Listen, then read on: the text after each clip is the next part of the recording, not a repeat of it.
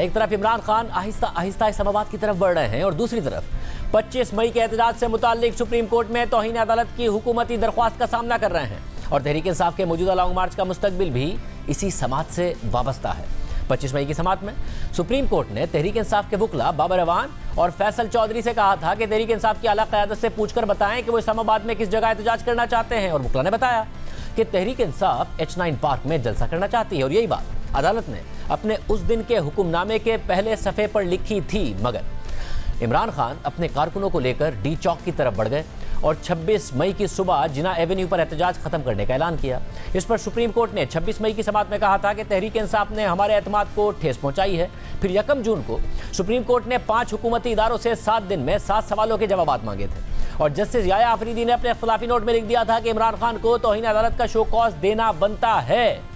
1 जून से 13 अक्टूबर तक मामले की समाअत नहीं हुई और फिर 13 अक्टूबर को इमरान खान के खिलाफ तौहीन अदालत की हुकूमती दरख्वास्त पर समाअत हुई तो सुप्रीम कोर्ट ने इमरान खान, बाबर अवान और फैसल चौधरी से जवाब तलब किया था। इमरान खान ने अपने जवाब में कह दिया कि ना तो उन्हें अदालती कार्रवाई का पता था और ना ही अदालती हुक्मनामे का पता था और दोनों वकला बाबर अवान और फैसल चौधरी ने जवाब में कह दिया कि ना तो वो इमरान खान के वकील थे और ना ही 25 मई को उनका इमरान खान से कोई राब्ता हुआ था।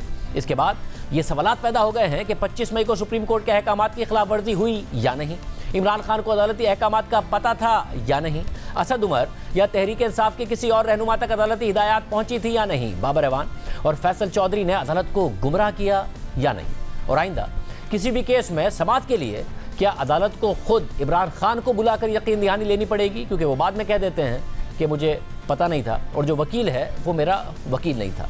ये और इससे जुड़े मजीद अहम सवालात के जवाबात सुप्रीम कोर्ट तलाश कर रही है और आज सुप्रीम कोर्ट में अहम समाअत हुई है और चीफ जस्टिस उमरता बदियाल की सरबराही में 5 रुकनी बेंच ने इमरान खान से 25 मई के वाकयात पर वजाहत तलब कर ली है। बेंच में justice Ejazul Ahsan, justice Munib Akhtar, justice Yahya Afridi और जस्टिस मज़ाहिर अली नकवी भी शामिल हैं और आज की समाअत में एहसन बूंद एडवोकेट ने सुप्रीम कोर्ट में पेश होकर बताया कि बाबर अवान और फैसल चौधरी को नोटिस जारी किए गए थे, मैं उनकी नुमाइंदगी कर रहा हूं। इस पर चीफ जस्टिस ने रिमार्क दिए कि अदालत ने नोटिस नहीं किए थे, सिर्फ जवाब मांगे थे, उन जवाबात का जायजा बाद में लेंगे, पहले हुकूमती वकील का मौक़िफ़ सुन लेते हैं। इसके बाद additional attorney general Aamir Rahman ने दलाइल देते हुए कहा कि इमरान खान ने तफसीली जवाब के लिए वक्त मांगा है, इमरान खान ने किसी भी यकीन दहानी से लाइल्मी जाहिर की है, इमरान खान ने अदालती हुक्म से भी लाइल्मी का इजहार किया है। एडिशनल अटॉर्नी जनरल ने कहा कि इमरान खान की जानिब से यकीन दहानी कराई गई थी। फैसल चौधरी के मुताबिक हिदायत असद उमर से ली थी और उनका इमरान खान से राब्ता नहीं हो सका था। बाबर अवान के मुताबिक इमरान खान का नाम किसी वकील ने नहीं लिया था।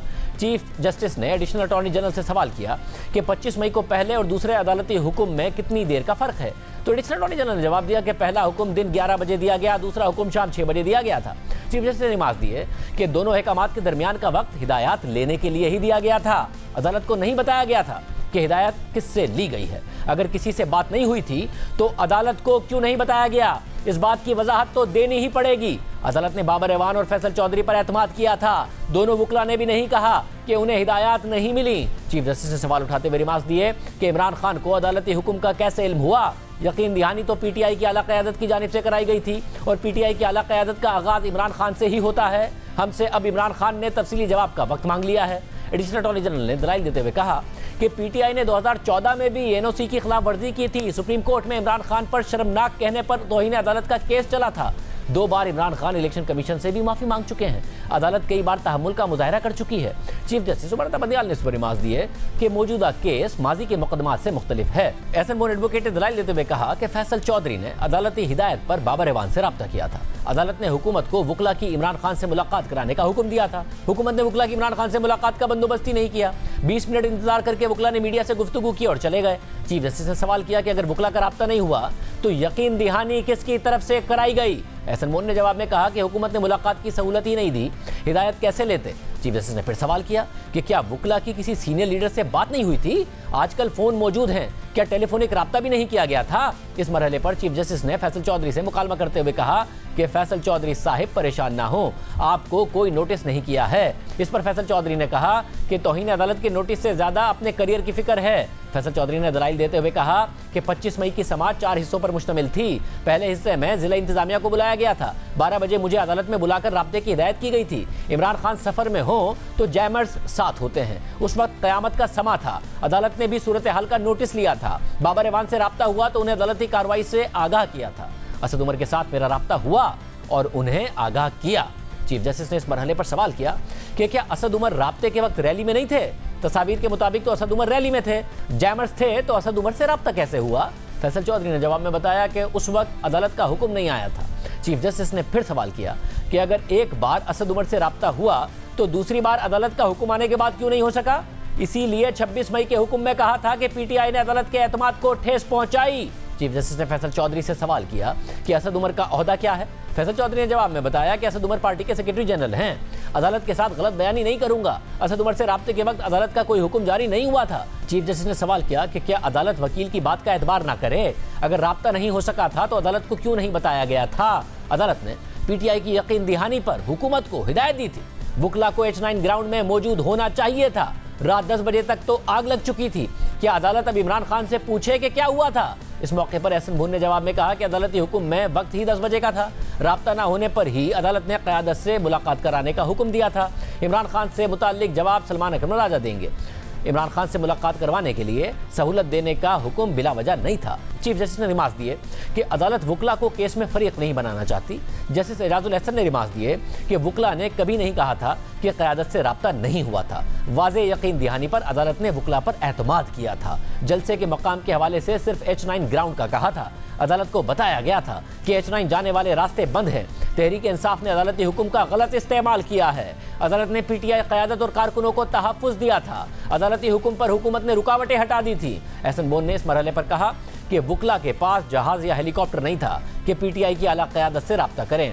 चीफ जस्टिस ने इस पर रिमार्क दिए कि गाड़ी या जहाज ना होना सिर्फ बहाने हैं। अदालत को यकीन दहानी करवाकर बहाने नहीं किए जाते। सुप्रीम कोर्ट का वकील होना एक एजाज है। असद उमर से दूसरी मरतबा राब्ता कैसे नहीं हो सकता था? अदालत ने पहले अमलाक को नुकसान ना पहुंचाने का कहा था। H9 से आगे आने का सवाल ही पैदा नहीं होता था। 2 वुकला के जरिए अदालत को गुमराह किया गया। अपना कलम आइन के खिलाफ इस्तेमाल नहीं करने देंगे। 10,000 बंदे बुलाकर 2 लाख लोगों की जिंदगी अजीरन नहीं की जा सकती। फैजाबाद धरने के दौरान एम्बुलेंस में लोग मर गए थे। क्या आपने फैजाबाद धरना केस में जस्टिस फाइज ईसा का फैसला पढ़ा है?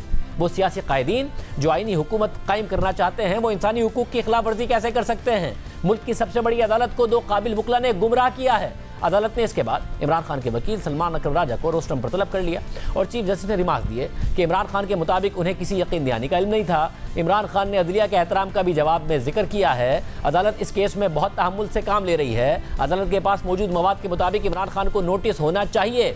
25 मई के वाकयात पर एक जज अपने हुक्म में कह चुके हैं कि इमरान खान के खिलाफ कार्रवाई होनी चाहिए। हम इमरान खान को फिर भी वजाहत का मौका दे रहे हैं। इमरान खान का जवाब उनके दस्तखत के साथ होना चाहिए। चीफ जस्टिस ने बाबर रहमान और फैसल चौधरी को मुखातिब करके मुकालमा किया कि अदालत से जो भी बात करें वो सच पर मबनी होनी चाहिए। अगर कोई मसला हो तो अदालत को फौरी आगाह करना चाहिए। जो कुछ 25 मई के दिन हुआ वो दोबारा नहीं होना चाहिए। हफ्ते को आइंदा समात की तारीख मुकर्रर करेंगे। इसके बाद अदालत ने इमरान खान के वकील को तमाम वीडियोस भी फराहम करने की हिदायत की और इमरान खान से 25 मई के वाकयात पर वजाहत तलब करते हुए हफ्ते तक जवाब मांग लिया है। सुप्रीम कोर्ट जिन सवालों के जवाब तलाश कर रही है उन पर भी एक एक करके बात करेंगे, मगर पहले आपको इमरान खान के उस जवाब के बारे में बताते हैं जो उन्होंने 2 दिन पहले 25 मई के वाकयात से मुतालिक सुप्रीम कोर्ट में जमा कराया है। इमरान खान ने अपने जवाब में सुप्रीम कोर्ट को बताया है कि 25 मई को उनके वुकला ने अदालत में क्या कहा इसका उनको पता ही नहीं है। इमरान खान ने अपने जवाब में कहा है, मुझे ऐसे किसी भी बयान या यकीन दहानी का पता ही नहीं है जो 25 मई से मुतालिक इस अदालत के सामने मेरे या तहरीक इंसाफ की सीनियर क़यादत के इमा पर कराई गई हो। ना ही मुझे 25 मई की शाम 6 बजे जारी किए गए सुप्रीम कोर्ट के हुक्मनामे और उससे मुतालिक तफसीलात का पता है। मैं इस मौजूद अदालत का बेहद एहतराम करता हूँ और ये सवाल ही पैदा नहीं होता कि मैं जानते बूझते इस अदालत को कराई गई किसी यकीन दहानी की खिलाफ वर्जी करूँ या इस अदालत के किसी हुक्म को मानने से इनकार करूँ। इसके अलावा अदालत में तहरीक इंसाफ के वुकला ने भी कह दिया है कि वो तो इस केस में इमरान खान के वकील ही नहीं थे। बाबर रहमान ने सुप्रीम कोर्ट में जमा कराए गए अपने जवाब में कहा है कि 25 मई को जो समाअत हुई उसमें इमरान खान का जिक्र ही नहीं था। तहरीक इंसाफ की आला क़यादत का जिक्र था जिससे राब्ता ही नहीं हो सका था। जबकि फैसल चौधरी ने अपने जवाब में कहा कि वो तो सुप्रीम कोर्ट में समाअत सुनने के लिए बैठे थे। अदालत ने उन्हें तहरीक इंसाफ की क़यादत से राब्ता करने का कहा जिस पर उनका और बाबर रहमान का असद उमर से राब्ता हुआ था। अब इस हवाले से सुप्रीम कोर्ट के सामने जो नए सवाल पैदा हो गए हैं हक़ाइक़ की रोशनी में उनका जायजा लेते हैं। 25 मई को सुप्रीम कोर्ट का फैसला शाम 5:54 पर रिपोर्ट हो चुका था, लेकिन उसी दिन शाम 7:38 पर इमरान खान का एक बयान सामने आया जिसमें उन्होंने डी चौक आने की बात की। यानी ये बयान अदालती फैसला आने के 1 घंटा 44 मिनट बाद का है और सुप्रीम कोर्ट का फैसला हवाला देकर इमरान खान ने बात की। सारे जिधर भी पाकिस्तानी ये देख रहे हैं, खुशखबरी ये है कि सुप्रीम कोर्ट ने फैसला कर दिया है कि अब कोई किसी किस्म की रुकावट नहीं होगी, कोई पकड़ धकड़ नहीं होगी। इसलिए मैं सारे पाकिस्तानियों को आज कह रहा हूँ कि आज शाम अपने शहरों में भी निकले और इस्लामाबाद और पिंडी में पूरी तरह कोशिश करें डी चौक पहुँचने की।